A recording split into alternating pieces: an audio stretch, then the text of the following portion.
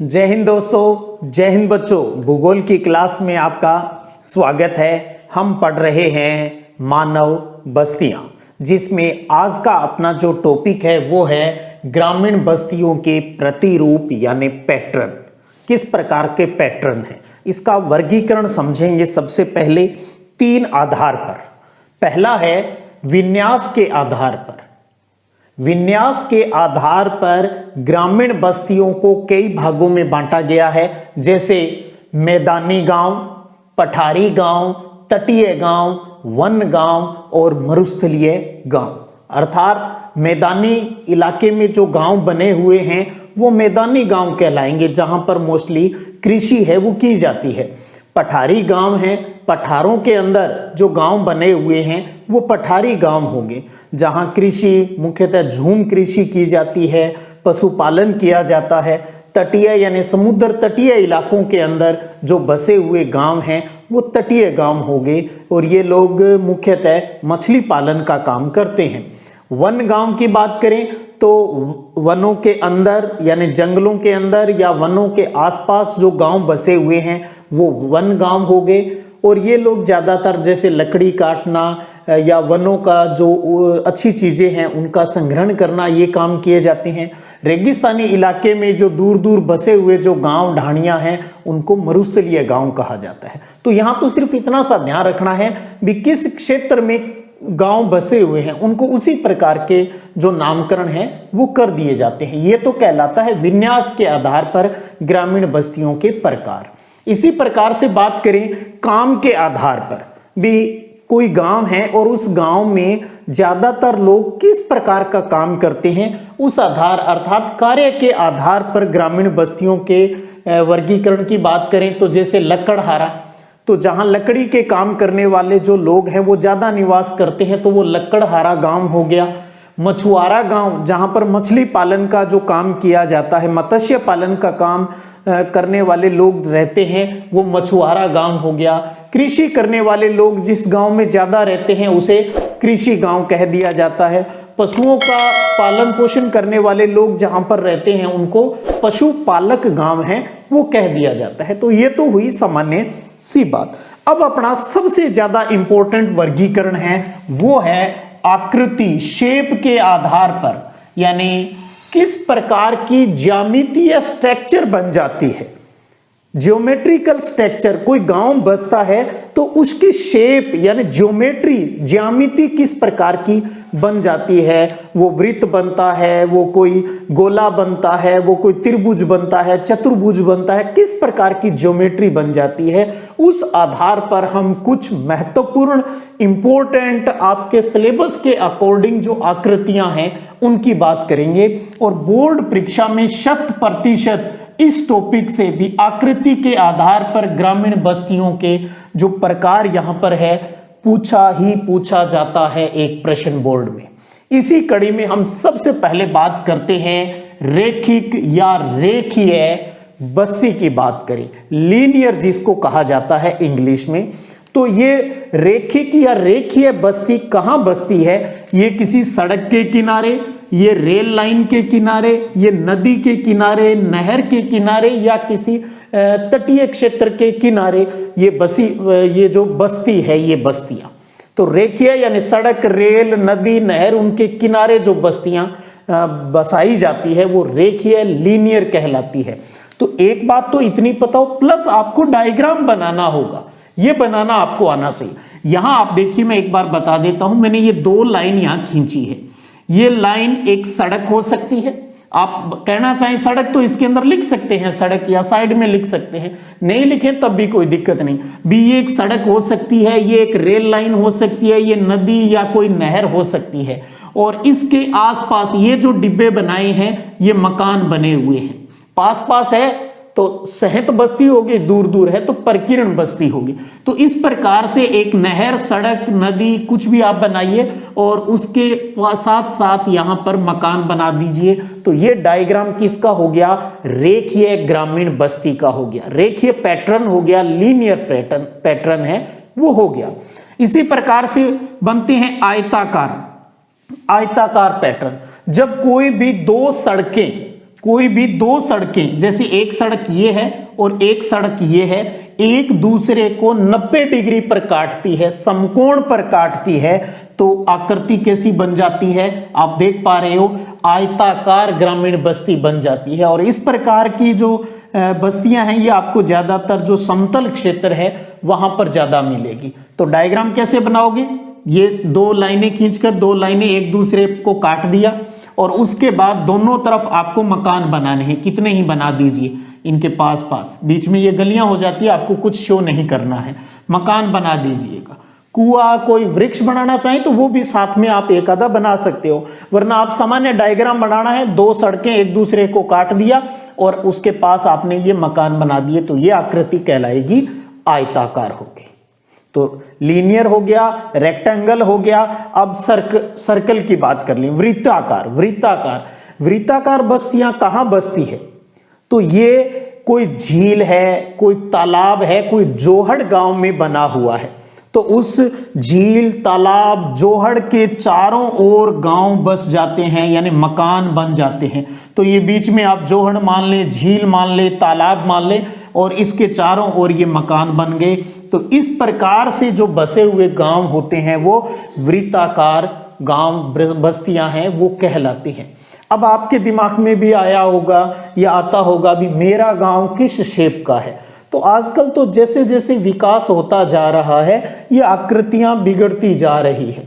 तो आजकल तो आप एग्जैक्ट ये पहचान भी नहीं पाओगे भी मेरा गांव भी कौन सा है, आयताकार है। लेकिन फिर भी अगर पुराने बसाव के हिसाब से आप देखेंगे, पुराने टाइम में जब गांव बसा हुआ है तो 100% आपको इस प्रकार की आकृतियां हैं वो देखने को मिलेगी। गांव से कोई सड़क गुजर रही है तो सड़क के दोनों तरफ आपको मकान मिलेंगे, तो वो कौन सा हो गया?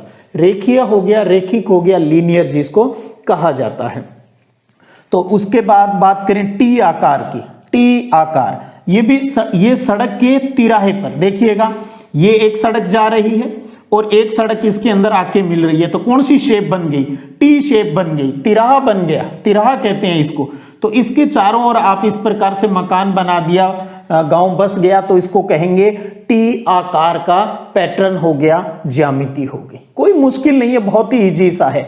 सड़क के किनारे हैं तो रेखीय, जब दो सड़कें 90 डिग्री पर काटती है फिर ये मकान बना दीजिएगा साथ में, तो वो आयताकार हो गया।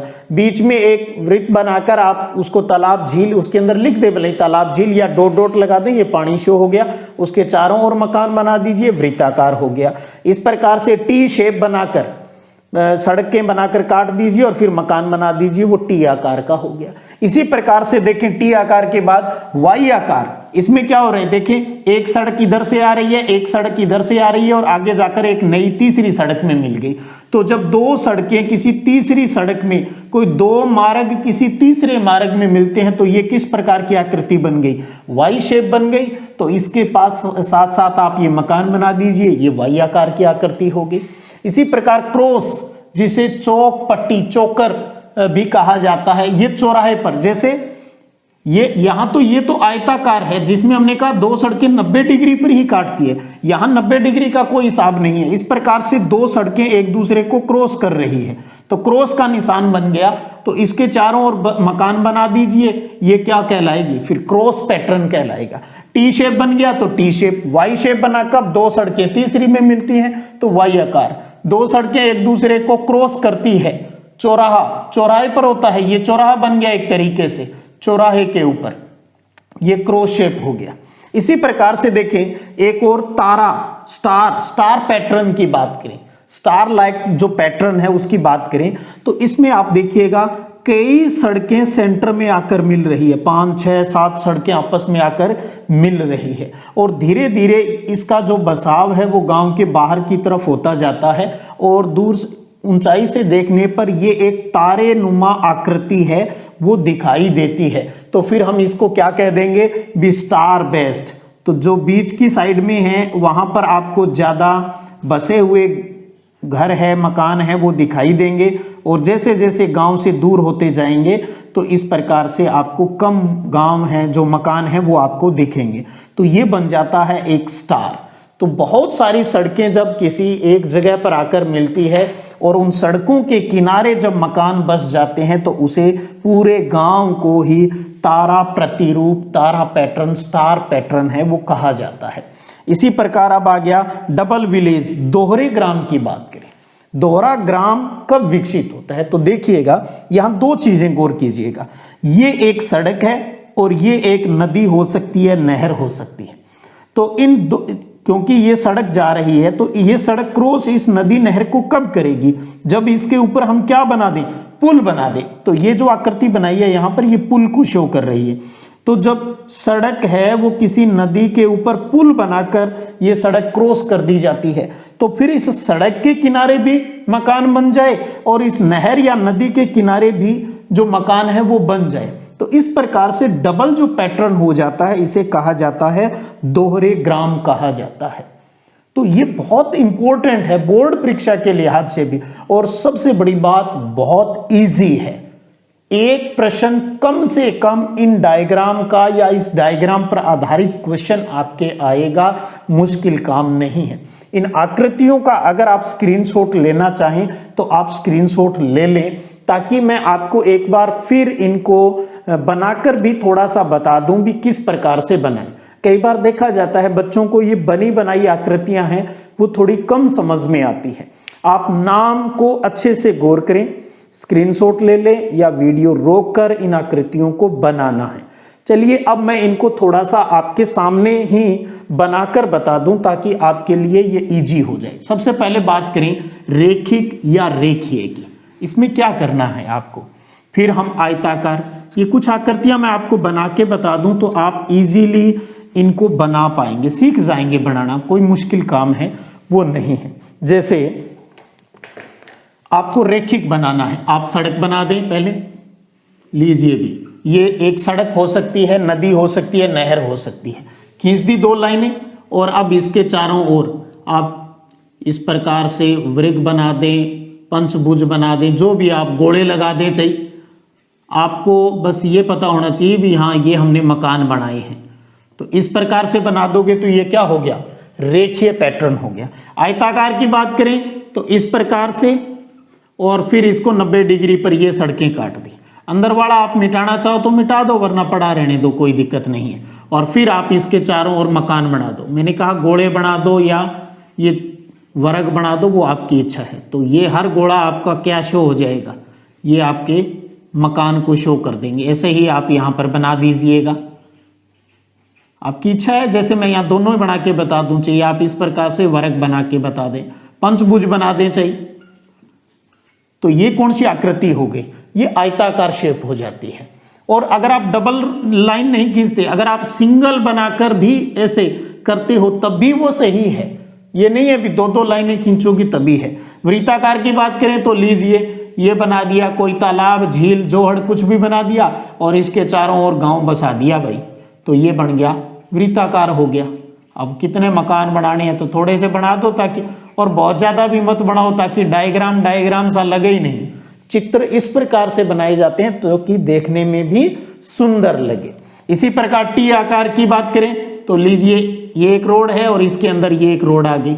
अब इसके चारों ओर आप यहाँ घर बसा दो भाई, तो ये कौन सी शेप कहला जाएगी, फिर ऊपर नीचे सारे, ये आपकी टी शेप आ गई।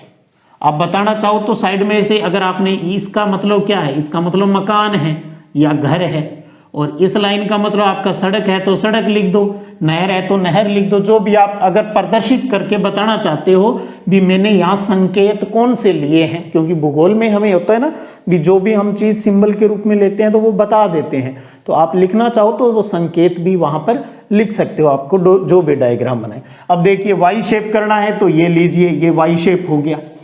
क्रॉस करना है, ये क्रॉस हो गया, बीच में आप ये मकान बना दीजिए। इसी प्रकार से बहुत सारी सड़कें आपस में आकर मिल रही है, बीच में आप बस्तियां, गांव बसा दीजिए, ये स्टार नुमा होगी। इस प्रकार से जो एक नहर आ रही है और इस नहर पर आपने ये पुल बना दिया और यहाँ पर ये सड़क बना दी, तो ये कौन सा हो जाएगा, ये दोहरे ग्राम। यहाँ पर आप मकान बना दीजिए जो सड़क के किनारे भी हो और नहर के किनारे भी हो, तो ये दोहरे ग्राम का शेप है वो हो जाएगा। तो इस प्रकार से आप इजीली, बहुत ही इंपॉर्टेंट, मैं बार बार कह रहा हूं, और बहुत ही इजी है, 100% बोर्ड परीक्षा में ये प्रश्न आना है, इसलिए मैं थोड़ा स्ट्रेस दे रहा हूं। मस्त रेखिक एक लाइन में सड़क के किनारे, आयताकार जब दो 90 डिग्री पर काट दे, वृत्ताकार जब बीच में झील तालाब कोई हो, टी आकार यानी सड़क के तिराहे पर एक सड़क जा रही है, बीच में आकर फिर एक और घुस गई, यहां पर दो सड़कें हैं, मारे गए वो तीसरे में मिल जाए, दो सड़कें एक दूसरे को क्रॉस कर जाए, बहुत सी सड़कें आपस में इस प्रकार से मिले भी देखने पर तारे जैसी स्ट्रक्चर बन जाए तो वो तारानुमा स्ट्रक्चर हो जाती है। नदी और सड़कों को आपस में पुल द्वारा जोड़ दिया जाता है तो दोनों के किनारे जो बसे हुए जो गांव हैं वो दोहरे ग्राम कहलाते हैं। चलिए, अच्छे से समझ गए होंगे उम्मीद करता हूं। और अब हम पढ़ेंगे ग्रामीण बस्तियों को, बसावट को प्रभावित करने वाले कारक, और साथ में ही समझेंगे ग्रामीण बस्तियों की प्रमुख समस्याएं। चलिए टॉपिक को आगे बढ़ाते हैं और अब हम ये जानते हैं भी गांव में रहने वाले जो लोग हैं, जिस जगह पर अपनी बस्तियां बसाते हैं, उनको बसाने में किन कारकों का प्रमुख योगदान है वो होता है। ये एक बड़े प्रश्न के रूप में एक इंपॉर्टेंट क्वेश्चन है। तो अपना टॉपिक है ग्रामीण बस्तियों को प्रभावित करने वाले कारक, जिसमें सबसे पहले बात करते हैं जो सबसे ज्यादा प्रभावित करता है वो है जलापूर्ति। हम उस जगह पर अपना मकान बनाना चाहेंगे जहां पर हमें आसानी से पानी उपलब्ध हो जाए। तो अब आप अच्छे से समझ गए होंगे भी इंसान अपनी बस्तियां बसाने में किसको प्राथमिकता देगा? पानी को देगा। इसलिए वो अपनी बस्तियां नदियों, झीलों और झरनों के पास है वो स्थापित करता है। इन नदियों, झीलों, झरनों जहां पानी मिलता है, जो नमी वाला जो इलाका है, इस प्रकार की जो बस्तियां बसती है इनको कहा जाता है निम्न बिंदु बस्तियां भी कहा जाता है। और ऐसी जगहों पर बस्तियां बसाएंगे तो लाभ क्या मिलेगा? इसका लाभ मिलेगा, हमें पीने को पानी मिलेगा, खाना बनाने को पानी मिलेगा, कपड़े धोने को हमें पानी उपलब्ध होगा, खेतों के अंदर सिंचाई करने में हम नदियों, झीलों की पानी का इस्तेमाल करेंगे, इसमें हम नौकायान कर सकते हैं, यानी जल परिवहन है वो आसानी से हो सकता है। उन नदियों, झीलों में हम मछली पालन से भी लाभ है वो उठा सकते हैं। तो इस प्रकार नदियां, झीलों, झरनों के पास है वो इंसान अपनी सबसे ज्यादा बस्तियां हैं वो बसाता है। आपको टॉपिक को समझना है भी, जैसे जलापूर्ति है तो इसमें कौन सी बात आती है। जब आपको टॉपिक समझ में आ जाएगा तो उसका जो आंसर है परीक्षा में आप अपनी भाषा में अपने तरीके से भी लिख सकते हो। तो एक तो जलापूर्ति है ये प्रभावित करता है। दूसरा आता है भूमि, जमीन, जो लैंड है।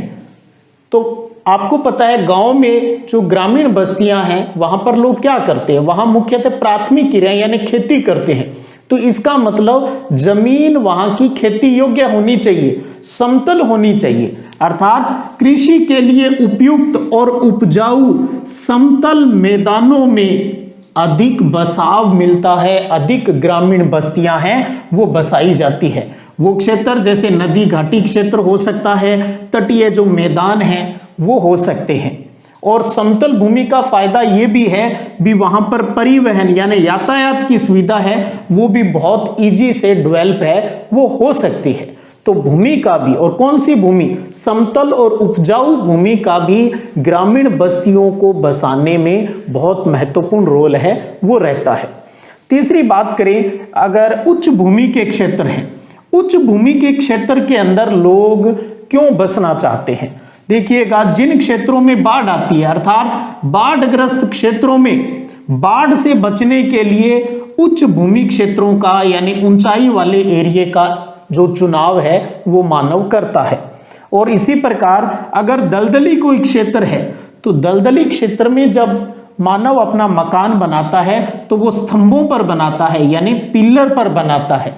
किसके लिए? सुरक्षा की दृष्टि से, ताकि उसको किसी प्रकार का नुकसान है वो नहीं हो। तो इसलिए इंसान उच्च भूमि के क्षेत्रों का भी अपनी बस्तियां बसाने में, अपना मकान बनाने में है वो चुनाव करता है, चयन करता है। और इसके साथ साथ एक कारक और हो सकता है वो है घर निर्माण सामग्री, गृह निर्माण सामग्री भी मानव अपना मकान बनाएगा, मकान को बनाने के लिए उसे कुछ चीजें चाहिए, तो उस घर को बनाने में जो सामग्री उसे आसानी से मिल जाती है, वहीं पर वो अपनी बस्तियां यानी मकान है वो स्थापित कर लेता है।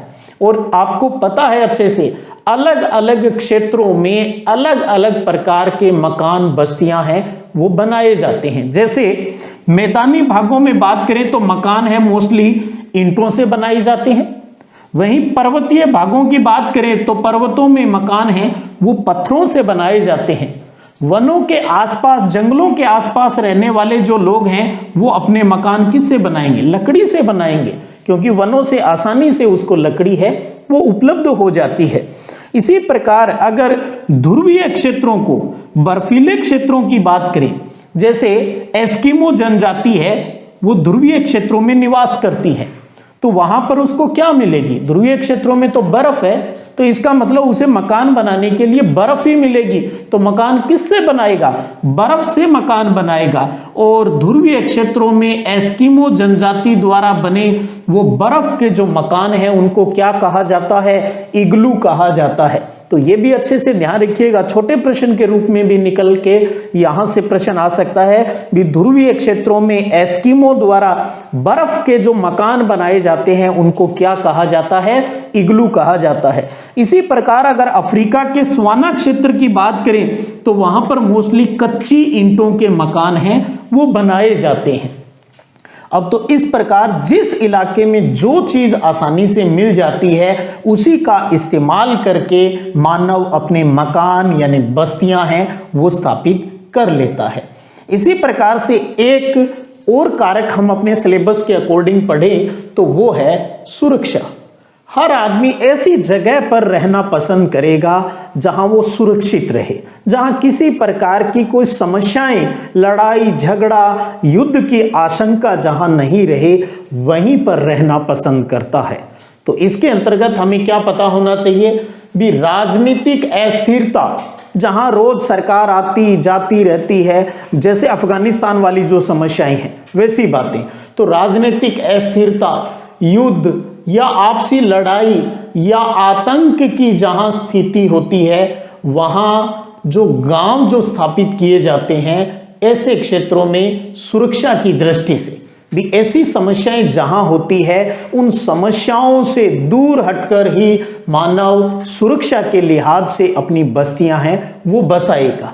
तो वो सुरक्षा वाले स्थान फिर कौन हो जाएंगे वहां? तो वो पहाड़ी क्षेत्रों में बसना चाहेगा, वो द्वीपों पर बसना चाहेगा, ताकि ये समस्याएं हैं वो कुछ निजात उसको वहां से मिल जाए।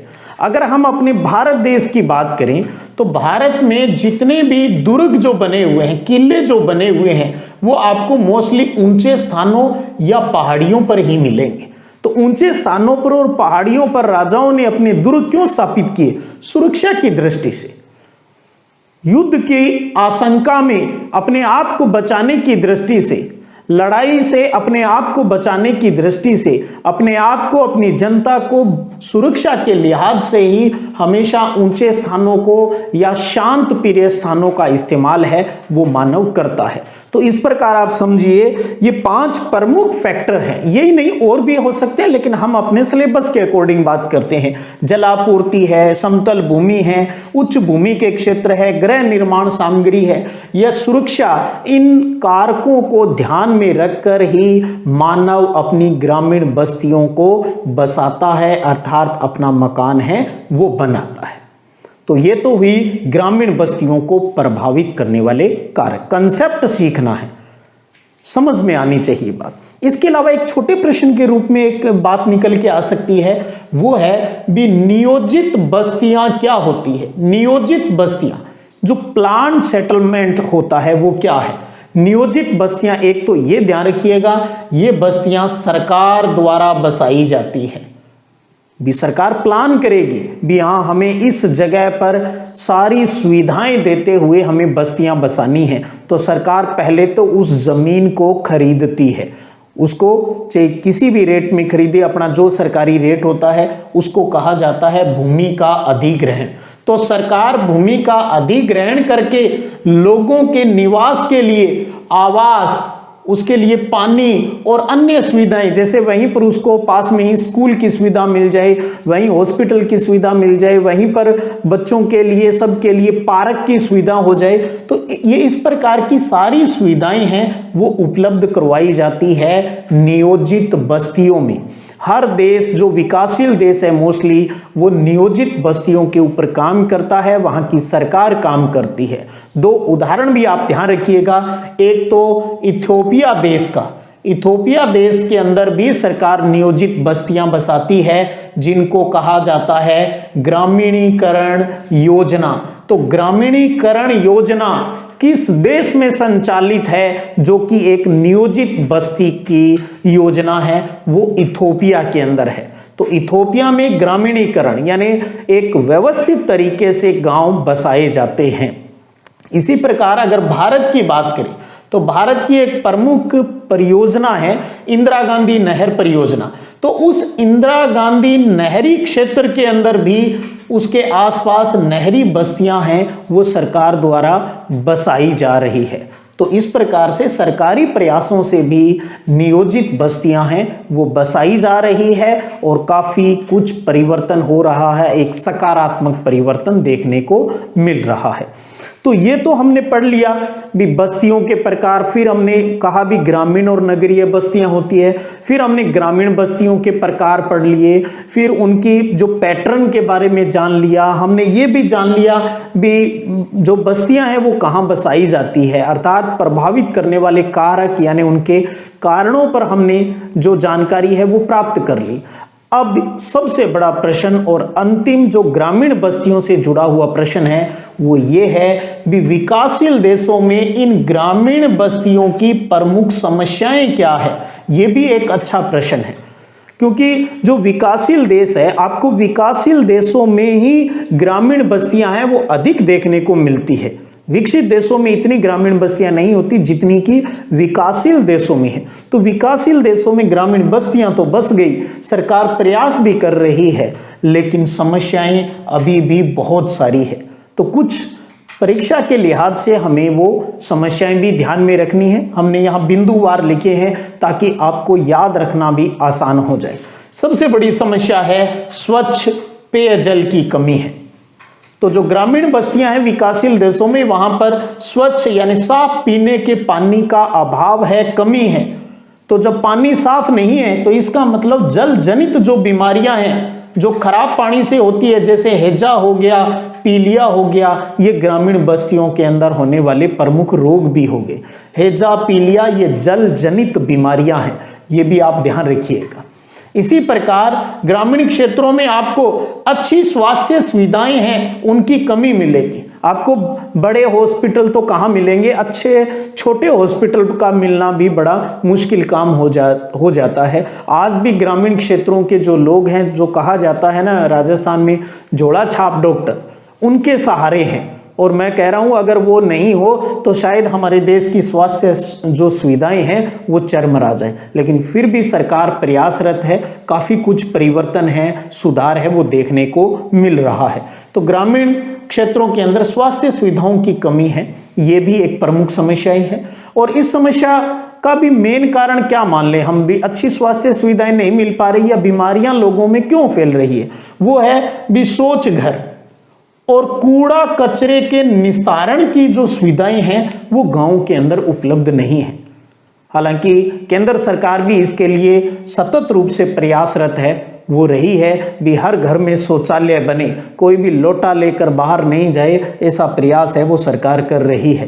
क्योंकि आपसे समस्याएं तो है ही है हमारे सामने, आपसे परीक्षा के अंदर ये भी पूछा जा सकता है, भले ही वो आपकी किताब में नहीं हो, लेकिन जब ये चीज आपको पढ़ाई जाती है तो आपसे इन समस्याओं के समाधान के बारे में भी तो पूछा जा सकता है। तो वो चीज भी आप साथ में भी जो समस्याएं हैं उसमें सुधार कर दीजिएगा। वो क्या हो गई, समाधान हो गया। स्वच्छ पीने का पानी उपलब्ध करवाया जाए, स्वास्थ्य सुविधाएं हैं उनको बढ़ाया जाए, शौच घर और कूड़ा कचरा के जो निस्तारण की निपटाने की जो समस्याएं हैं उनका हमें जो निस्तारण है वो कर दें ताकि समस्या का समाधान भी हो। हम समस्याएं पढ़ रहे हैं और साथ में दिमाग में ये सोच के चलिएगा भी इन समस्याओं का निपटान क्या हो सकता है, इन समस्याओं को दूर करने के उपाय क्या हो सकते हैं। इसी प्रकार ग्रामीण क्षेत्रों की और भी समस्याएं हैं, जैसे यातायात साधनों की कमी है। अचानक कोई बीमार हो जाए, कोई इमरजेंसी हो जाए तो कई बार तो साधन नहीं मिलते किसी उस निश्चित जगह पर या किसी हॉस्पिटल में जाने के लिए, तो आवागमन के साधनों की भी यहाँ पर कमी देखने को मिलती है। विद्युत सप्लाई यानी बिजली की जो सप्लाई है, आपूर्ति है, उसमें भी समस्या रहती है। कई जगह तो यह हाल रहता है भी कब लाइट जाएगी और कब आएगी किसी को पता नहीं है। इसी प्रकार आवास की जो रहने की जो व्यवस्था है उसका भी अभाव है, अच्छी आवासीय सुविधा नहीं है। गांव के अंदर मकान इस प्रकार से बना दिए जाते हैं क्योंकि वो आर्थिक रूप से इतने सशक्त नहीं हैं, तो वहां वेंटिलेशन की समस्या रहती है, साफ सफाई है वो अच्छे से नहीं हो पाती, कूड़े कचरे की समस्या रहती है, और ज़्यादातर गांव में आपको कच्चे जो मकान है वो देखने को मिलते हैं। जब तेज बारिश आती है तो कच्चे मकान है वो ढह जाते हैं, गरीब बेचारा और फंस जाता है और गरीब हो जाता है। तो इस प्रकार से आवासीय व्यवस्था भी हमारे सामने है ग्रामीण क्षेत्रों की। रोजगार के अवसरों की कमी है। ग्रामीण क्षेत्रों में आपको पता है लोग खेती करते हैं, और खेती में जो खेत में जो काम करना है वो एक छुपी हुई बेरोजगारी है। घर के सारे मेंबर लगे हुए रहते हैं, 4 है तो 4 के 4 ही खेत जा रहे हैं, तो छुपी हुई बेरोजगारी ज़्यादा है। तो इसलिए फिर वहाँ रोजगार नहीं मिलेंगे तो माइग्रेशन होगा, प्रवास की समस्या आएगी, लोग दूसरे शहरों की तरफ जाएंगे, तो फिर जहां शहरों में जाएंगे तो शहरों में समस्याएं हैं वो उत्पन्न हो जाती है, गंदी बस्तियां वहां विकसित हो जाती है। तो रोजगार के अवसरों की भी ग्रामीण क्षेत्रों में कमियां हैं। इसी प्रकार सूचना तकनीकी यानी जो इंटरनेट है, टेलीफोन की जो सुविधाएं हैं वो नहीं पर्याप्त मिल रही है। अच्छे जो उच्च शिक्षण संस्थान हैं उनकी भी ग्रामीण क्षेत्रों में कमियां हैं वो देखने को मिल रही है। तो ग्रामीण बस्तियों बसाएंगे कहाँ ये भी समझे, और साथ में ये भी हम जाने, और आप अपने इलाके में क्या महसूस करते हो वो समस्याएं भी यहाँ लिख सकते हो। तो यहाँ हम विश्व की बात करते हैं तो उसमें हमने अच्छे से जान लिया भी विकासशील देशों में ग्रामीण बस्तियां जो बस गई है उनके सामने प्रमुख समस्याएं क्या है। तो इस प्रकार आज के वीडियो सेशन में आप जाना अच्छे से भी ग्रामीण बस्तियों के पैटर्न क्या है, और उसके बाद प्रभावित करने वाले कारक, उनकी समस्याएं, बोर्ड परीक्षा की दृष्टि से आज का ये वीडियो सेशन बहुत ही इंपॉर्टेंट है। तो अच्छे से समझिएगा, नोट्स फॉर्म में उतारिएगा और पाठ्य पुस्तक से इसको रीड भी आप कीजिएगा। चलिएगा, फिर मिलेंगे अगले वीडियो सेशन में, तब तक जय हिंद, जय भारत।